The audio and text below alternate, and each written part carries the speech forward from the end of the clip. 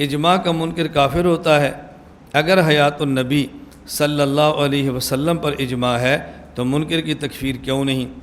یہ بات اچھی طرح سمجھیں، یہ ادھوری بات نہ کیا کریں کہ اجماع کا منکر کافر ہوتا ہے۔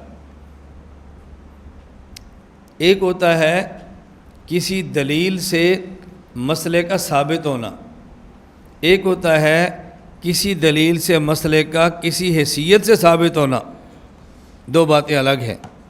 ایک ہوتا ہے ثبوت اور ایک ہوتا ہے ثبوت کی حیثیت۔ اب دیکھو قرآن کریم دلیل قطعی ہے، اور قرآن کریم کا انکار کریں تو بندہ مسلمان نہیں ہوتا۔ لیکن قرآن کریم سے جو مسئلہ ثابت ہے یہ دیکھنا پڑے گا مسئلہ کس حیثیت سے ثابت ہے۔ اس حیثیت سے ثبوت کا انکار کریں گے تو حکم اور ہوگا، اور صرف انکار کریں گے تو حکم اور ہوگا۔ قرآن کریم سے ثابت ہے کیا اقیم الصلاۃ، نماز پڑھو، کوئی بندہ نماز کو نہ مانے تو وہ کافر ہے۔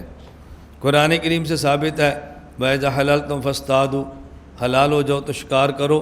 اب شکار کرنا فرض ہے، وہ بھی امر ہے، یہ بھی امر ہے، قرآن کریم بھی ہے، امر بھی ہے۔ تو ایک کی فرضیت کا انکار کرے تو غیر مسلم، اور ایک کی فرضیت کا انکار کرے تو کچھ بھی نہیں ہوتا۔ کچھ بھی نہیں ہونے کا معنی وہ فرض ہے ہی نہیں، تو فرضیت کا انکار کرے گا تو کیا ہوگا؟ اب مسئلہ یہ ہے قرآن کریم سے جو مسئلہ ثابت بطور فرض ہے اس کو بطور فرض مانیں، انکار کریں گے تو مسلمان نہیں ہوگے۔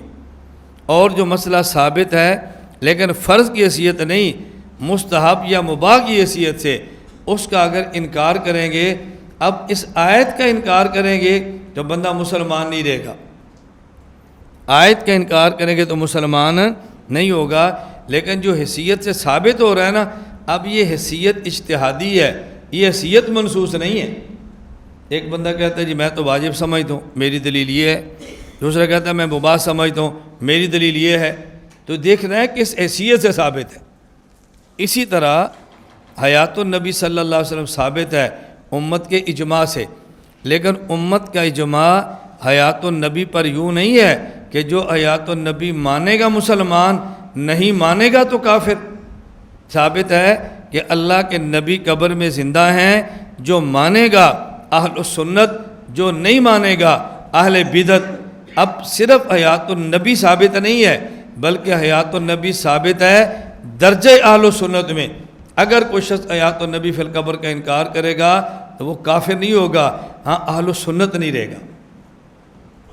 اہل السنت یہ دیکھنا ہے کہ ثابت کس حیثیت ہے، جس حیثیت سے ثابت ہے اسی حیثیت سے ماننا ہے۔ وہ چھوڑ دیں گے تو اسی حیثیت کا فتویٰ لگ جائے گا۔ تراویح 20 رکعت ہے، اجماع ہے۔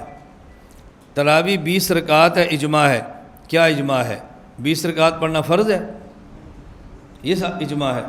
اجماع کس بات پر ہے؟ 20 رکعت سنت ہے۔ اب اگر کوئی 20 رکعت نہیں مانتا تو وہ فرض کا انکار کر رہا ہے سنت ہونے کا، تو جب انکار سنت ہونے کا کر رہا ہے تو کافر ہوگا یا اہل بدعت؟ اہل بدعت ہوگا، کافر کیوں ہوگا؟ میں نے اس لیے آپ سے کہا تھا کہ ان باتوں کو سمجھنا بہت ضروری ہے۔ اب دیکھو جب یہ تنقیحات ہو جائیں، الجھن رہ جاتی ہے، اب ایمان کے ساتھ بتاؤ کہ میں منکرین حیات النبی صلی اللہ علیہ وسلم فی القبر کو کافر کہہ رہا ہوں یا مسلمان؟ تو ہمارے بارے میں یہ کہنا کہ یہ کافر کہتے ہیں کتنا بڑا دھوکہ ہے۔